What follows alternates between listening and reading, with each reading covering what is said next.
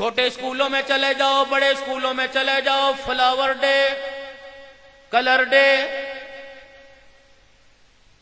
چل رہا ہے، father day, mother day, colour day چل رہا ہے، اللہ اکبر، موسم ڈے چل رہا ہے، یقین جانو تفریح ڈے چل رہا ہے، کسی اسکول کے اندر نہیں چل رہا میرے عزیزو۔ آج سپریم کورٹ کا پھر فیصلہ آیا کہ حافظ قرآن ہے، اس کو جو 20 نمبر اعزازی دیے جا رہے ہیں یہ بھی واپس لے لیے جائیں۔ جو نظام اللہ کے قرآن کے ساتھ ٹکرا رہا ہے، جو نظام کالی کملی والے کے نظام زندگی کے ساتھ ٹکرا رہا ہے، رب کعبہ کی قسم ہے تم اس نظام کو بیت اللہ میں جا کے اپنا لو، اس نظام کو تم نبی کے روزے کے سامنے جا کر قبول کرو۔ رب کعبہ کی قسم ہے جو نظام قرآن کے نظام کے ساتھ ٹکرائے گا اس نظام میں کبھی خیر نہیں آ سکے گی۔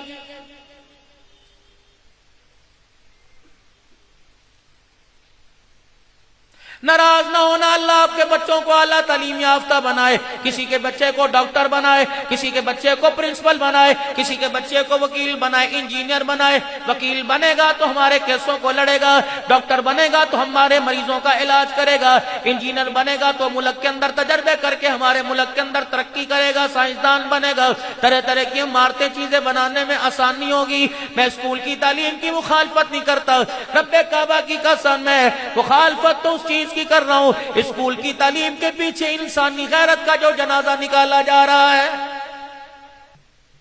کون پردہ سکھائے گا، کون حیا سکھائے گا، کون غیرت ایمانی سکھائے گا؟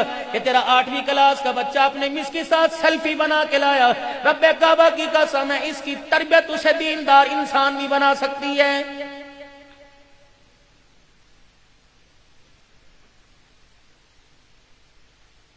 ڈرائنگ کا پرچہ کلاس روم میں ہو رہا تھا، اللہ اکبر، سمائی تھا، ششمائی تھا، امتحان تھا، مس صاحبہ نے ایک پرچہ ہاتھ کے اندر دے دیا، قلم ہاتھ کے اندر دے دیا اور بچوں سے کہہ دیا وہ چیز بناؤ اپنے ذہن سے، وہ ڈرائنگ کرو جس سے تمہاری زندگی کے اندر سکون آتا ہے۔ پہلی کلاس کے بچہ یا دوسری کلاس کا بچہ پیپر 1 گھنٹے کا، مس صاحبہ نے کاغذ قلم لیا تو دیکھا اس کے اوپر فریج بنا ہوا تھا۔ مس نے کہا بیٹی یہ تو نے فریج کیوں بنایا؟ کہنے لگی مس جی آپ کو کیا بتاؤں، بابا جب بھی بابا جانی گھر کے اندر آتے ہیں مما کہتی ہے پتہ نہیں فریج کب گھر آئے گا، ہمارے گھر کے اندر سکون آئے گا، پتہ نہیں باہر سے برف لانا کب بند کریں گے، ہم اللہ اکبر ٹھنڈا پانی پئیں گے۔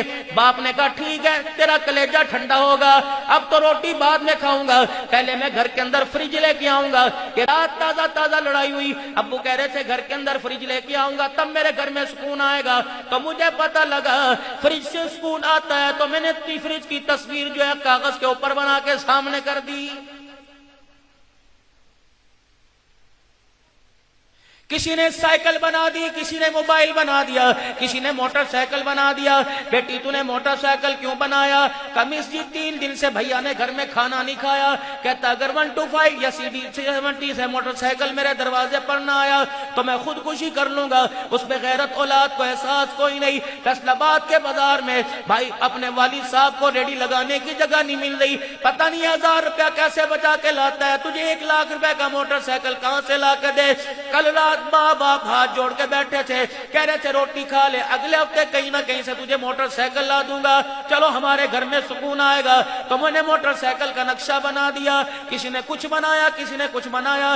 ایک بچی اپنا کاغذ ہاتھ میں قلم منہ میں لے کے بیٹھی مس کی طرف ٹکٹ ٹکٹ دیکھ رہی تھی۔ مس صاحبہ نے کہا بیٹی ادھر آئیے، آپ نے کیا بنایا؟ کلیجے پر ہاتھ رکھ کے جانا اور سننا، تھوڑی دیر راستے میں سوچ لینا فقیر کیا بات کہہ کے چلا گیا۔ اس نے کاغذ قلم دکھایا، مس کی آنکھیں برسنے لگی، سارے دائیں بائیں کے بچے آگے پیچھے ہو گئے، پتہ نہیں اس نے بچی نے کیا بنا دیا۔ مس رو کے کہنے لگی بیٹی یہ کیا بنایا؟ پتہ ہے فیصل آباد کے روشن ضمیروں، اس بچی نے ایک طرف ریل بنائی دوسری طرف اللہ کا قرآن بنا دیا۔